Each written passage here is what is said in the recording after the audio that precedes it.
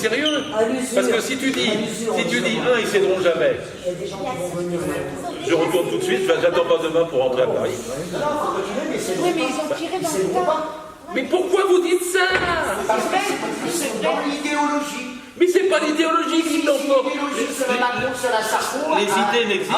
Les idées n'existent que quand elles deviennent une force matérielle. Ouais. C'est-à-dire que quand il y a des millions de gens derrière, eh ben les idées d'avant, elles tombent. Exactement. Voilà. Parce que les idées royalistes, elles étaient royalistes jusqu'à la Bastille, et quand les gens ont fait tomber la Bastille, les idées royalistes sont tombées. C'est comme ça que ça se passe. Et moi, je ne suis pas, quand il y a un mouvement comme les Gilets... Alors, vous avez du mal comme Gilets jaunes, c'est vrai, mais là, le miracle, je vous le dis, moi, à mes yeux même, j'ai mon expérience de 50 ans, ma propre analyse, ma propre grille, ma propre expérience, et l'expérience est la chose au monde qui se partage le moins. Je trouve que le miracle, c'est que vous avez tenu 5 mois. C'est un indice terrible sur l'état de la société. Et c'est un encouragement terrible.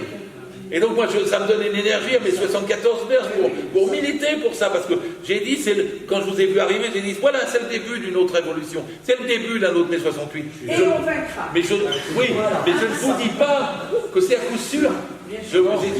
J'essaie de la répondre à la question, comment? Et j'essaie de situer l'idée qu'il faut entraîner le reste du salariat. Oui, non, mais j'ai pas dit qu'on n'y arriverait pas. Ah si, tu peux me dire.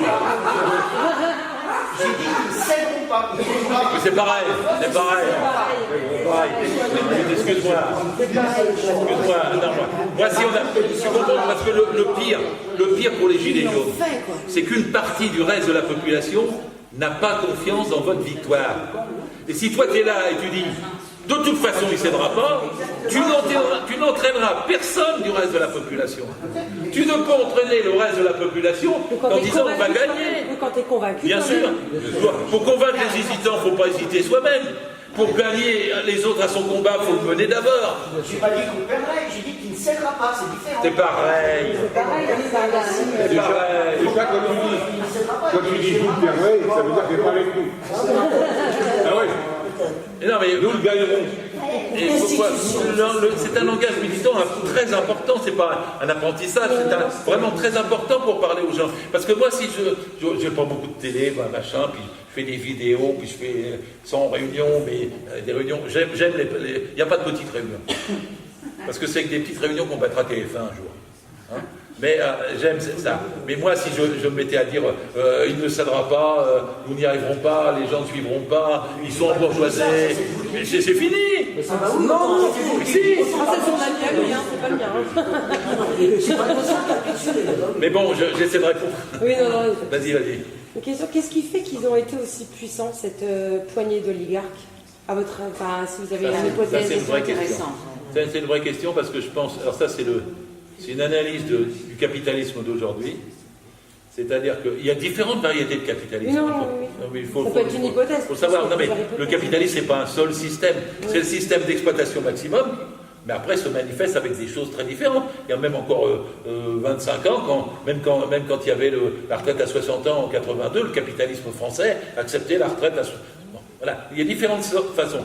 Mais là, on a affaire à un capitalisme hyper concentré, totalement pris en main par la finance. Et donc, la logique de la recherche du profit maximum s'exerce à plein. Et donc, ils cèdent moins, ils sont plus brutaux, ils sont plus loin des peuples, et donc ils pillent davantage, ils frappent davantage, ils répriment davantage, et ils distribuent moins. Parce qu'il y a des capitalistes qui sont parfois des distributeurs, ça a été le cas en Suède, il n'y a jamais eu de socialiste, c'était une capitaliste, mais il a quand même distribué, ou au Danemark aussi. Donc, et là, non, ils concentrent. Et ce n'est pas dû à l'euro. Oui, ça n'a rien à voir avec l'euro. Mais non, ça n'a rien à voir. Regardez la Norvège, le Danemark, tous les pays qui ne sont pas dans l'euro. Bon, mais je réponds sur cette question-là comme ça. Et donc, je pense que la violence qu'ils exercent... J'ai eu une fois une phrase. Vous connaissez peut-être Hayek et Friedman. Ce sont deux théoriciens économiques du capitalisme les plus ultra. C'est l'école de Macron. Hein, c'est ce qu'on appelait l'école de Chicago. C'est eux qui ont fait leurs premières expériences au Chili après le coup d'État de Pinochet contre Salvador Allende à partir de 1973. Ce sont des gens, comme Macron, ce sont des libertariens. Si vous ne connaissez pas, c'est pas un mot agréable, libertarien. C'est l'aile droite du parti républicain américain. Ce sont des fanatiques de l'entreprise. C'est ça. Seule l'entreprise existe, elle n'a pas de responsabilité sociale. Après, les individus se démerdent pour leur responsabilité sociale, c'est pour ça qu'il veut supprimer la Sécu. Et l'entreprise, c'est la cellule de base de la société. Et tu dois te plier à l'entreprise. Et donc, pas de droit du travail, pas de convention collective, l'entreprise est pyramidale, hiérarchique. Moi, je les appelle les fachos Cro-Magnons. Parce qu'ils sont fachos au sens brutalité, ils t'enlèvent tous tes droits. Et Cro-Magnon, parce qu'ils ont tout nettoyé, de tout les édifices sociaux, les sécurités sociales, etc. Ça, c'est les libertaires. Macron est de cette école-là. Friedman et Hayek étaient de cette école-là. Ils ont fait ça, ils ont tenté le terrain, ils l'ont parti tester au Chili. Mais pour tester au Chili, Pinochet a détruit, par la violence, tout ce qu'était le mouvement syndical. Hein, quand il a pris le pouvoir, l'armée avait le temps, après, elle allait entreprise par entreprise, elle alignait tout le monde, elle faisait désigner par ceux qui avaient la peur, ou n'importe qui, elle faisait désigner les syndicalistes, il les mettait devant le mur et les fusillait devant les autres. Ils ont fait ça dans tout le pays. Évidemment, après, les gens ne bougent pas pendant 20 ans, 30 ans, d'ailleurs, il a plus 30 ans. Hein. Donc, pour faire Hayek et Friedman, c'est ça mon propos, il faut faire du Pinochet. Et donc, plus il concentre les pouvoirs, plus c'est la finance, plus il faut qu'il nous réprime. Parce que le fossé se voit de plus en plus. Hein, moi, dans l'affaire des Gilets jaunes aussi, je dis, des millions de gens ont ouvert les yeux sur la finance. Et quand je vous écoute dans les télés, tout ça, puis dans les ronds-points où je suis allé et tout, il revient toujours le truc, eux là-haut. C'est-à-dire en fait une conscience de classe sociale, si vous me permettez mon expression traditionnelle. C'est la lutte des classes, et vous êtes dans cette classe qui prend conscience d'elle-même et qui porte à un niveau très élevé son exigence. C'est ça aussi qui est révolutionnaire. Bon, en fait, on nous a menti et on est en train de révéler la vérité, si on peut dire. On Oui. nous a pris pour des cons, on nous a menti avec les mots, Je le dirais comme ça. politiquement ou etc. Et en fait, on a eu une étincelle qui fait qu'on a dit mais non, en fait, on nous dit ça, et non, c'est pas vrai.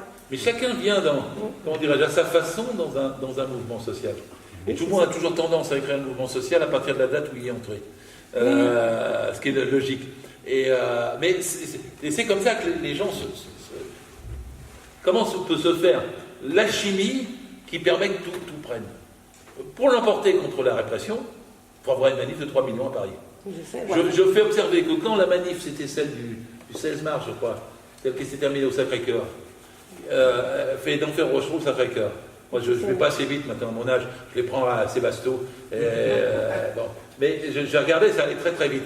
Et quand il y a eu, les flics n'avaient pas tout contrôlé, ils avaient contrôlé un secteur, et quand ils ne pouvaient pas y arriver, ils allaient avec des sirènes partout et tout ça, mais ils ne pouvaient pas arriver à Sacré-Cœur. Et Sacré-Cœur, la manif s'était libérée de l'emprisonnement policier. Et bien les gens sont venus partout. C'est-à-dire qu'elle a doublé, triplé, quadruplé à toute vitesse. Tous les gens sont venus, etc. Il y avait comme un sentiment de force et de puissance qui n'existait pas quand il ne fallait pas circuler au milieu des cars à toute vitesse en regardant les pétards, les grenades, les machins et tout. Et donc il y a une place pour ça. Et les flics n'en peuvent plus. Les Oui. flics n'en peuvent plus, il y a ça aussi. Il y a une On n'est limite. pas loin de la bascule. Il y a une limite à leur répression. Je vais vous en donner un autre exemple de la bascule. C'est simplement le discours de Macron. Parce que là, il doit le faire lundi. Notre-Dame l'a sauvé de quelque chose. Parce que son discours est c'est le paradoxe. C'est l'alarme incendie comme pour rater une interro. Mais là, parce que quand le discours, il essaie de diffuser, il l'a envoyé aux médias. Il n'y a rien dedans. On l'a tous, ce discours. Moi, j'ai déjà fait les articles pour le critiquer hier et avant-hier. Qu'est-ce qu'il ferait pas, franchement, pour sauver sa peau? Et oui. Qu'est-ce qu'il ferait pas? Oui, mais ça tirez-en la conclusion qu'il est affaibli. Parce que s'il fait ça, c'est parce qu'il est faible. La particularité de Macron, il a dit qu'il avait été élu par effraction. C'est lui qui l'a dit. C'est lui qui l'a dit. J'ai cité cette phrase 100 fois, mais 1000 fois, mais et il a une particularité, il n'a pas de parti. Alors, il est arrivé par le sommet, c'est comme on dit le putsch d'un homme de cabinet, qui arrive à se propulser avec le haut de l'oligarchie, le MEDEF, le CAC 40, les banques, Tout ce qu'il y a de bon. la presse, avec les milliardaires qui dirigent la presse. Mais ça suffit pas pour avoir une base sociale après dans le pays, la propre. Voilà. Et donc, même les gars de la droite, que je n'aime pas beaucoup, Wauquiez et tout ça, ils disent, ouais, mais tu n'as pas fait attention, etc. Parce que les autres, ils ont quand même des villes, des départements, ils savent qu'il faut faire attention sur le marché, etc. Les gars de En Marche, ils font pas attention sur le marché, ils savent pas. Ils savent pas parler aux gens, c'est des commerciaux. Ils ont été recrutés sur des curriculums vitae, ils n'ont jamais été militants. Donc il a une faiblesse, une très grande faiblesse, Macron. Et ceci dit, les institutions de la Ve République, c'est aussi la force. C'est-à-dire c'est très concentré. Moi, j'avais 17 ans quand De Gaulle, par référendum, a imposé l'élection du président au suffrage universel. Moi, j'étais contre. Je disais, on va élire un roi. Ouais. Et le pouvoir collectif, c'est mieux que le pouvoir personnel. Je me rappelle, je collais des affiches à bas le pouvoir personnel. Mais c'est encore plus personnalisé aujourd'hui que même sous De Gaulle. Il y a la concentration financière, politique, les 1000 entreprises, les multinationales. Ça s'est concentré. Donc, d'où la répression. Mais quand ça va sauter, ça va exploser plus. Voilà. Parce qu'en fait, il est pris entre deux feux, entre les lobbies qui l'ont mis en place et nous derrière, en fait, qui nous mettons la pression. Il n'a pas de solution. En fait, il est coincé, il est fini. Totalement. Et moi, il n'y a aucune différence entre Macron et Nabila. Aucune différence. C'est la télé-réalité. Oui. Mais attention, c'est un mode. Mais ça, c'est le mode de domination. Le mode de domination de la finance. C'est-à-dire qu'il vous fait rentrer dans les têtes des choses qui sont absolument fausses à une échelle de masse. Alors, par exemple, quand le matin à la radio, vous avez Dominique Seux qui vous dit il y a 57% de prélèvements obligatoires, ne le croyez pas, c'est faux. Sauf que tout le monde croit que c'est vrai. Parce qu'ils le disent. Si c'est pas lui, c'est Pujadas. Si c'est pas Pujadas, c'est Anne-Sophie Lapix. Si c'est pas Anne-Sophie Lapix, c'est... bon, voilà. Les médias m'énervent. Je ne veux plus en parler. Terminé. Non, je vous assure.